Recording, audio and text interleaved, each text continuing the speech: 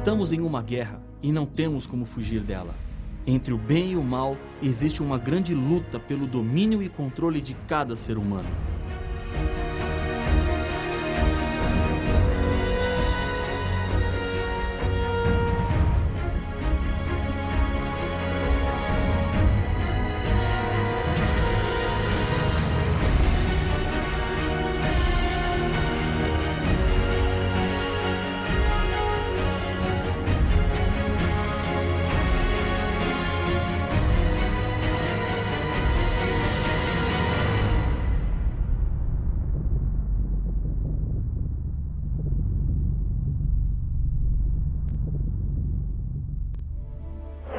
Essa guerra começou no céu com a rebelião de Lúcifer.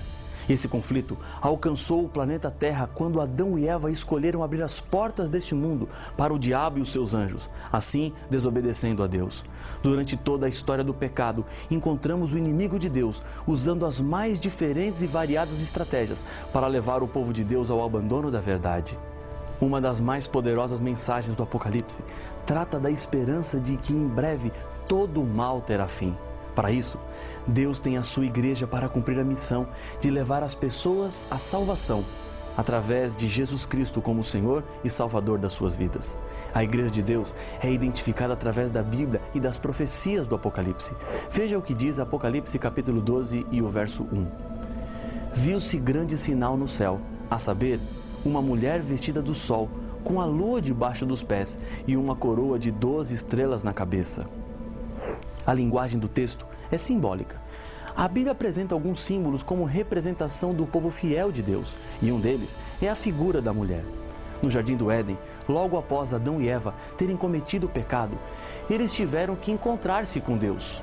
Junto com o casal estava o diabo, que havia seduzido e enganado o primeiro casal. Deus disse à serpente: "Porém inimizade entre ti e a mulher, entre a tua descendência e o seu descendente.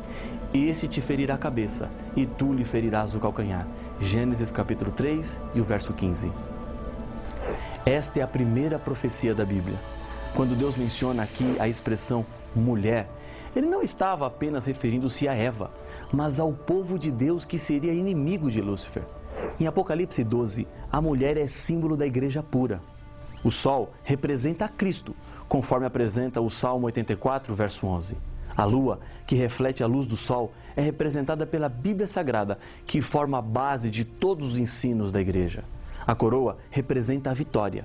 Os vencedores são coroados e as 12 estrelas na cabeça representam o povo de Deus, que formam a igreja de Deus aqui na terra.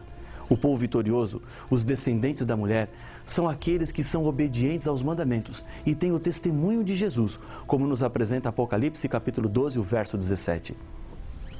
No verso 2, a Bíblia acrescenta um detalhe ao estado da mulher, que achando-se grávida, grita com as dores de parto, sofrendo tormentos para dar à luz. Apocalipse capítulo 12, verso 2. A gravidez, sem dúvida nenhuma, é uma referência ao libertador da igreja, Jesus Cristo.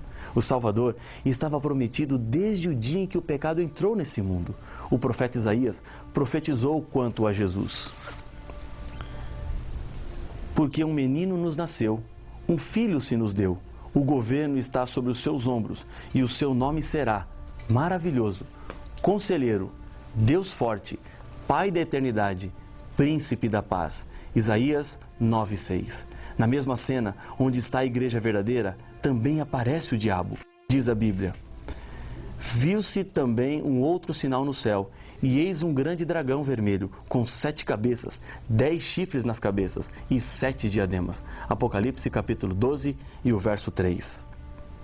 E o dragão tem um objetivo em mente ao colocar-se diante da igreja. Acompanhe a leitura do texto. "E o dragão se deteve em frente da mulher que estava para dar à luz, a fim de lhe devorar o filho quando nascesse." Apocalipse capítulo 12, verso 4. Herodes decretou a morte de todas as crianças judias quando Jesus nasceu. A profecia bíblica nos disse que o dragão queria devorar o filho da mulher. Por trás desse decreto estava mais uma vez a astúcia do inimigo para que aquele filho não crescesse e cumprisse sua missão de salvação neste mundo. O plano só não deu certo porque José foi avisado por um anjo e eles fugiram para o Egito. Jesus foi tentado por Satanás a desviar-se de sua missão durante todo o seu ministério, até na cruz.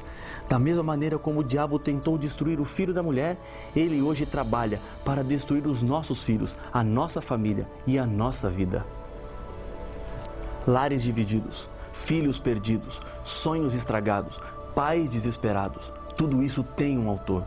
O dragão que tentou destruir a Cristo e acabar com a sua missão é o mesmo que hoje causa tanta dor e tragédia na vida dos seres humanos. A profecia bíblica vai recontando a história do passado para apresentar a certeza de que as promessas de Deus se cumprirão no futuro. Jesus Cristo cumpriu a missão de salvação dos seres humanos. Mais uma vez, o diabo foi derrotado. O Apocalipse nos diz que depois de cumprida a sua missão, Jesus foi arrebatado para Deus até o seu trono. Apocalipse 12 e o verso 5. Mas, mesmo com a vitória consumada, o diabo não desistiu do seu plano, destruir a igreja de Deus. O capítulo 2 do Apocalipse continua descrevendo a luta entre a igreja e o dragão. No verso 6, a Bíblia nos apresenta: a mulher, porém, fugiu para o deserto, onde lhe havia Deus preparado lugar para que nele a sustentem durante 1260 dias. Essa profecia fala de perseguição. E a história da igreja cristã registra um período escuro da humanidade, quando houve perseguições por causa da fé. A política e a religião se uniram, e nessa época começou a entrar no meio da igreja costumes do paganismo e doutrinas humanas. A profecia indica que a igreja verdadeira de Deus não se entregaria às mentiras, mas teria que fugir para o deserto.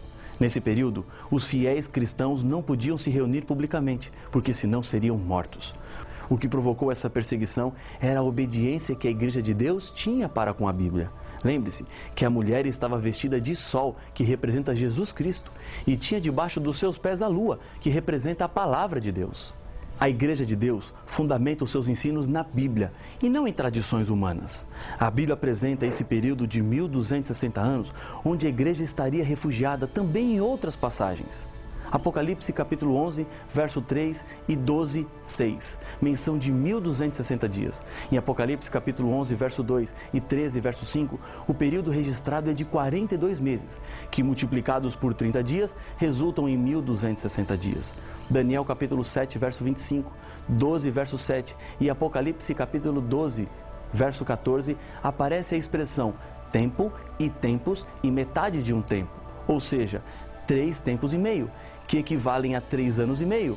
Isso corresponde a 42 meses, 1260 dias. No período no qual a igreja estaria refugiada mais uma vez, devemos aplicar o princípio profético na contagem do tempo, quando um dia equivale a um ano, conforme Números 14, 34 e Ezequiel capítulo 4, verso 7. Não é nenhuma coincidência, mas existe na história um período exatamente de 1260 anos de perseguição religiosa, que começou no ano 538, com o edito do imperador de Roma Oriental, Justiniano. Depois de derrotar os ostrogodos, povo germânico da Escandinávia, decretando que o bispo de Roma teria preeminência sobre os bispos de todas as outras cidades, pelo fato de Roma ser a capital do império e dominar o mundo político na época. A igreja então persegue aqueles que se negavam a lhe obedecer cegamente. Houve a chamada Santa Inquisição, que impedia as pessoas de lerem e estudarem a Bíblia. Isso acontecia para que as pessoas não percebessem os erros que estavam dentro da própria igreja. Instrumentos de tortura foram desenvolvidos para fazer sofrer os que recusavam as falsas doutrinas, querendo viver assim de acordo com as verdades da Bíblia. Neste tempo, a Igreja de Deus teve que se retirar e fugir para o deserto.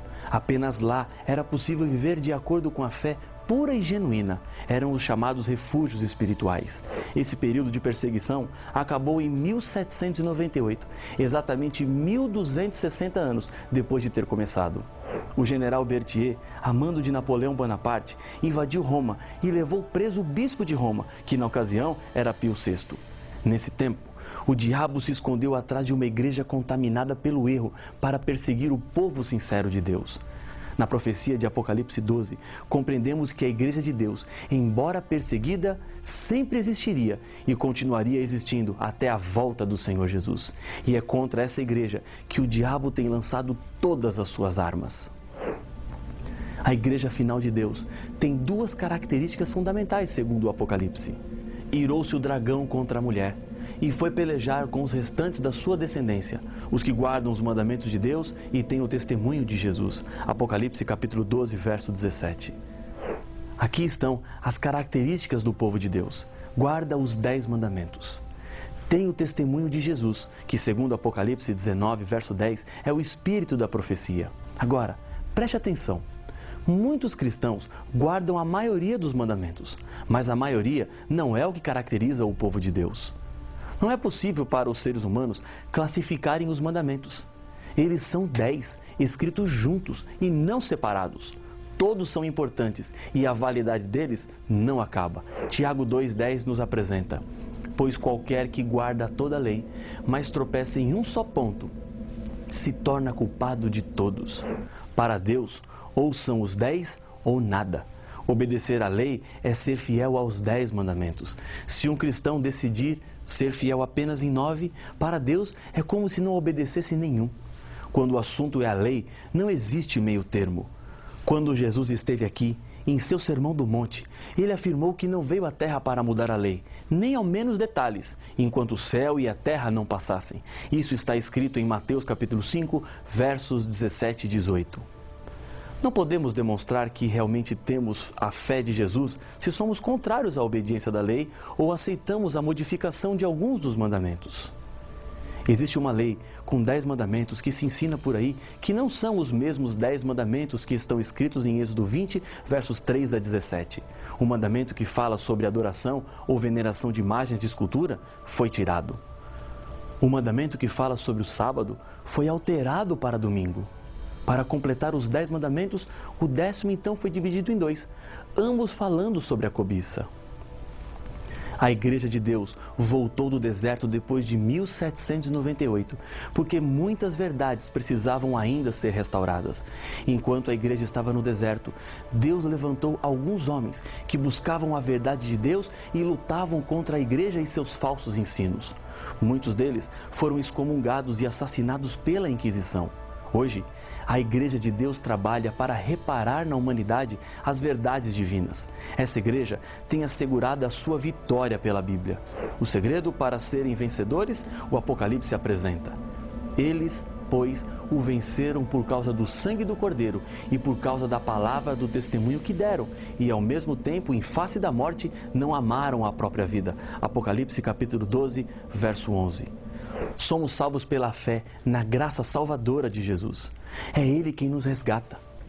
Na Mesquita de Jerusalém, há uma inscrição que diz: aquele que quer vir a mim deve primeiro tornar-se limpo. Maomé. Um homem mortal pedindo aos outros homens mortais que primeiro precisam se purificar para depois se chegarem a Ele? Cristo, diferentemente, nos chama para nos limparmos nele. Ele não nos limpa para continuarmos em rebelião, mas espera a nossa fidelidade e a nossa lealdade. O historiador latino Suetônio conta a história de um soldado que foi convocado a comparecer perante um tribunal e ele pediu a César que fosse com ele para defendê-lo. César se surpreendeu com o pedido audacioso, mas para demonstrar generosidade, disse ao soldado: enviarei alguém ao seu julgamento para que me substitua. O velho soldado abriu a sua túnica, mostrou uma cicatriz que trazia em seu peito e disse: César, quando em um combate me dei conta que uma lança ia atravessar o meu corpo, não permiti que ninguém me substituísse. Cristo não enviou ninguém para substituí-lo. Ele deu a sua vida por nós. Seremos tão ingratos a ponto de fugir à nossa responsabilidade com respeito a Ele? Assim como a figueira não produz frutos para receber méritos, mas produz frutos porque há uma figueira, o cristão não faz o bem porque é bom, para pagar a salvação. Cristo já pagou o resgate e a obediência que Deus espera acontece porque somos novas criaturas em Cristo Jesus. Com base nos últimos estudos que fizemos, a Bíblia nos mostra claramente quais são as principais características da igreja verdadeira. São elas: primeira, surgiria como organização depois dos 1260 anos no deserto, ou seja, depois de 1798, como nos afirma Apocalipse capítulo 12, verso 6. Surgiria do movimento de 1844, de acordo com Daniel capítulo 8, verso 12 e 14. Surgiria como resultado do desapontamento que aconteceria em 1844, predito em Apocalipse capítulo 10, da mesma maneira como a igreja cristã surgiu com o desapontamento da cruz.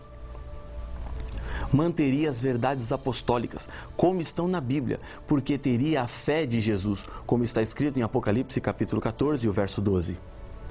Guardaria os 10 mandamentos de Deus, inclusive o 4º mandamento, que fala sobre o dia de sábado, conforme Apocalipse capítulo 12, verso 17, capítulo 14, verso 12 e Êxodo 20, 3 a 17.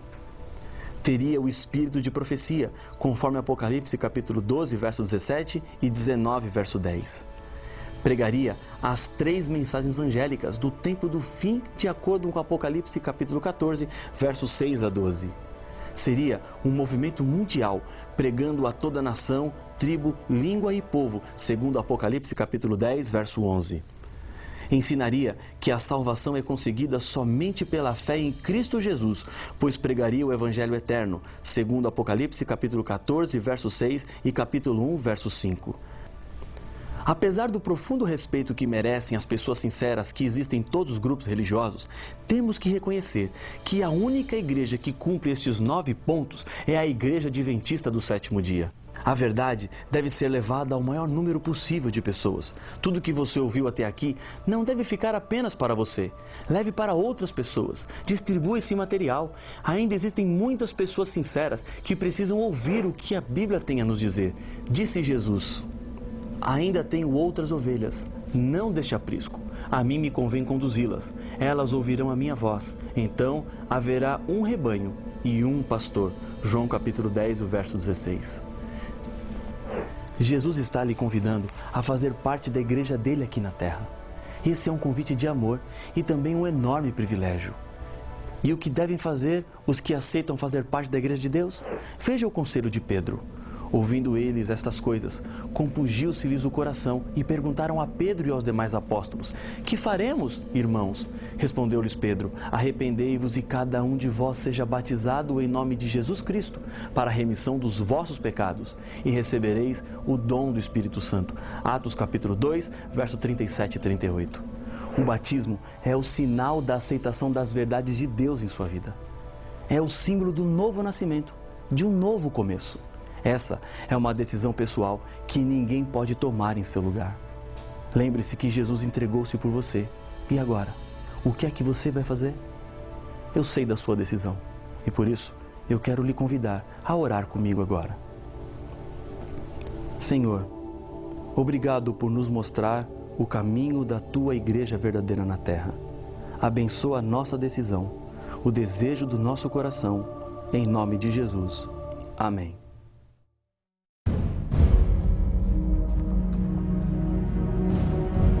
No capítulo 13 de Apocalipse, encontramos 2 bestas, uma que sai do mar e outra que sai da terra. Vi emergir do mar uma besta que tinha 10 chifres e 7 cabeças, e sobre os chifres 10 diademas, e sobre as cabeças nomes de blasfêmia. Apocalipse capítulo 13 e o verso 1. Já sabemos que o livro do Apocalipse é cheio de símbolos e significados codificados. Mas qual será o significado destas 2 bestas? O que representa cada uma? Para saber as respostas, não perca o próximo episódio de Apocalipse, o fim revelado.